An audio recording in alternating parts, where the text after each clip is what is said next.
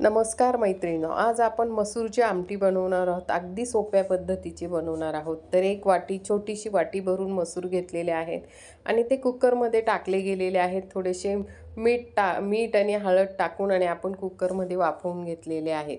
त्याच्यानंतर इथे आपण हा मसाला जर घेतला आहे तर 2 कांदे घेतले, ते छोटे छोटे, अद्रक, लसूण आणि खोबरं असं सगळं भाजून घेतलं होतं आणि ते मिक्सरमधून दळून घेतलेलं आहे.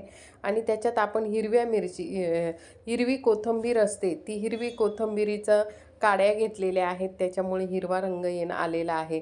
तर हे असं सगळं सारण करून घेतलेलं आहे आणि ते सारण तेलामध्ये छान असं परतून घेतलेलं आहोत. तर ह्या ठिकाणी इथे सारण अगदी मस्त असं परतून घेतलेलं आहे. मला अजून थोडंसं वाटण कमी वाटलं तर मग मी परत थोडंसं वाटण टाकलेलं आहे. तर अशा पद्धतीने आपण इथे छान अशी ही भाजी जी आहे मसूरची आमटी अगदी सोप्या पद्धतीची करणार आहोत.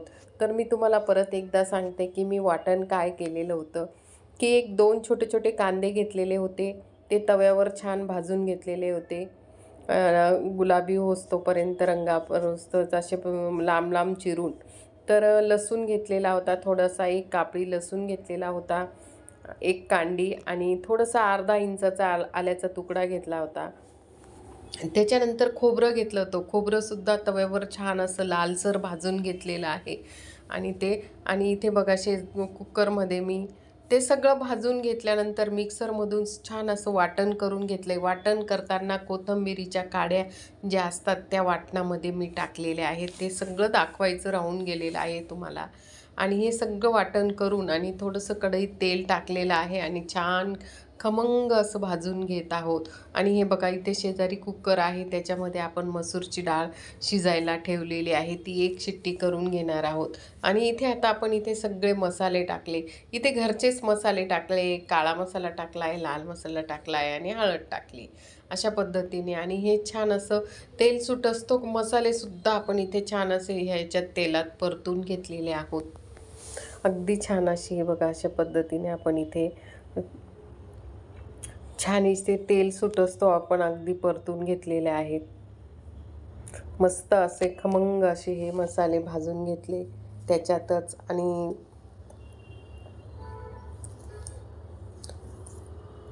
मस्त जोपर्यंत वास येत नाही तोपर्यंत आपण इथे छान असे हे शेंगदाणे जे वाटण आहे आपण तेलामध्ये छान परतून घेते. बघा इथे जे आहे ते मसूर छान असे तयार झालेले आहेत आपले. आणि हे बघा अशा हाताने दाबून पाहिले की अशी झटकन मसूरची आमटी तयार होते आणि ही तयार झालेली आहे.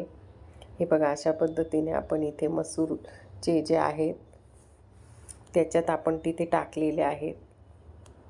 आणि आपण एका बाजूला परत कोमट पाणी ठेवलेलं आहे आणि त्या कोमट पाणी त्याच्यात टाकणार आहे.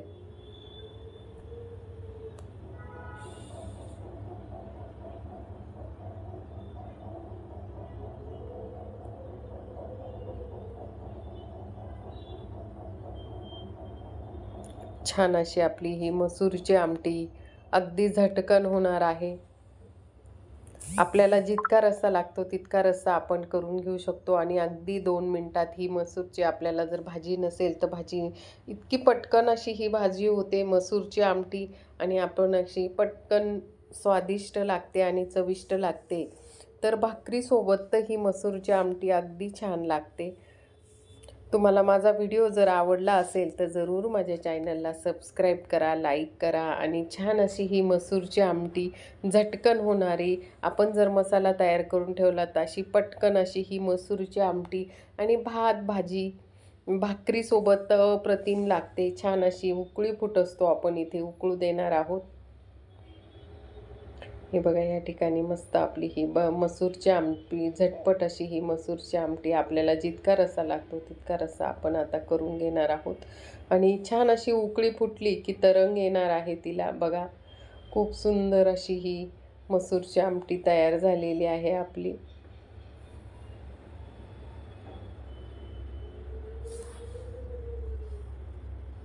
आणि आपण इथे भातासोबत किंवा भाकरीसोबत ही आमटी खाऊ शकतो आणि झटकन होणारी ही मसूरची आमटी. तुम्हाला व्हिडिओ कसा वाटला जरूर मला कमेंट्समध्ये सांगा. आपण इथे आता कैचीने थोडी कोथिंबीर स्वच्छ धुवून घेतलेली आहे आणि ती बारीक हे करून आणि आपण त्याच्यात टाकतो आहोत. आणि छान अशी ही मसूरची आमटी तयार झालेली आहे. आपली झटकन होणारी ही मसूरची आमटी.